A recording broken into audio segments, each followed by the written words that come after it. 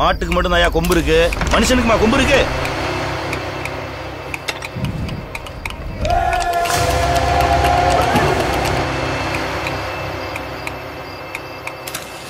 மாடு ஏறி நிக்கிறப்ப அதை எதிர்த்து நிக்கிற தைரியம் வேணும்.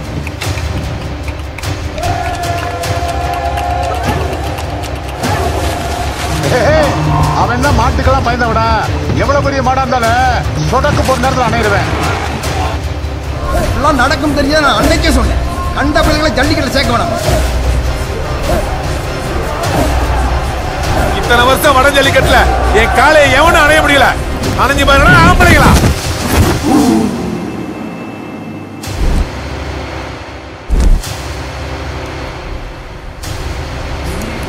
எந்த ஒரு மிகப்பெரிய விஷயமா இருந்தாலும் அதோட ஆணிவேர்ல இருந்து ஆரம்பிக்கிறது தான் அழகு.